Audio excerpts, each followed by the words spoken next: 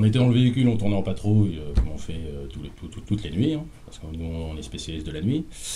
Et on a reçu un appel de notre station directrice qui nous a dit qu'il y avait un individu qui rôdait sur un parking et qui tentait d'ouvrir les véhicules. Donc 4 roues, rue des 4 roues, rue Envernage.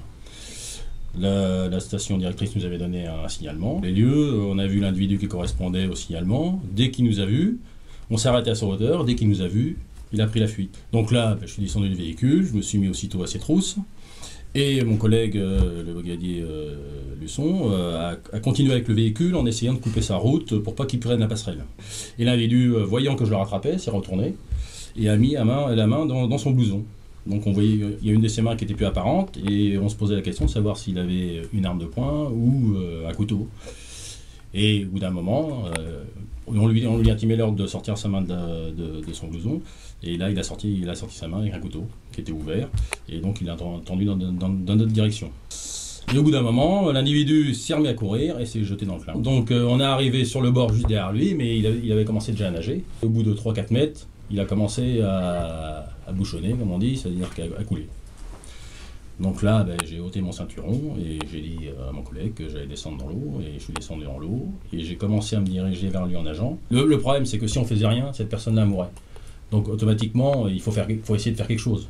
Maintenant, il ne faut pas mettre notre vie en danger non plus. Donc il faut essayer de réfléchir le plus, mais on n'a pas beaucoup de temps pour réfléchir. Donc il faut essayer de réfléchir, donc comme j'ai fait un peu de natation, mais je me suis glissé dans l'eau. J'ai attendu sur le bord pour voir comment mon corps réagissait par rapport à la température de l'eau. Donc au bout d'un moment, quand je voyais que mon corps s'est habitué, j'ai commencé à nager vers lui. Et là, je me suis aperçu que l'individu tenait toujours son couteau à la main. Il paniquait dans sa panique, mais il n'avait pas lâché le couteau. Il coulait, mais il avait toujours le couteau. Alors j'ai fait demi-tour, j'ai regagné la rive et j'ai demandé à mon collègue d'aller chercher une branche.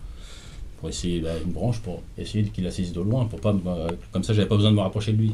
Donc pendant que mon collègue est parti récupérer une branche, j'ai attiré l'attention de l'individu toujours en lui parlant pour qu'il résiste au maximum, parce que je voyais qu'il était de plus en plus en difficulté et qu'il avalait de plus en plus d'eau, il coulait de plus en plus. Et donc j'ai essayé je lui parlais pour qu'il résiste au maximum et qu'il n'abandonne pas, quoi. Pour qu'il voit qu'on s'occupait toujours de lui, qu'on était là et puis qu'on a essayé de faire quelque chose. Quand mon collègue est revenu avec la branche, j'ai essayé la branche. L'individu s'était éloigné avec sa panique et s'était éloigné du bord au moins 6 mètres. J'ai nagé quasiment jusqu'à lui, je lui ai tendu la branche. Et là, juste avant qu'il coule, il a réussi à saisir la branche. Et j'ai réussi à le ramener sur le bord. Et l'individu n'est jamais réapparu du moment qu'il a saisi la branche jusqu'au bord. Et c'est moi qui arrive au bord, qui lui ai soulevé la tête de l'eau, et on a vu qu'il avait les yeux révulsés, il n'a plus aucune réaction. Donc mon collègue, parce que moi j'avais plus de force, avec le froid j'avais plus de force, je pouvais pas le remonter parce que la berge est quand même à environ 1 mètre de l'eau, quoi. C'est mon collègue avec un autre collègue qui a réussi à le sortir de l'eau et qui l'a mis aussitôt en position de latéral de sécurité.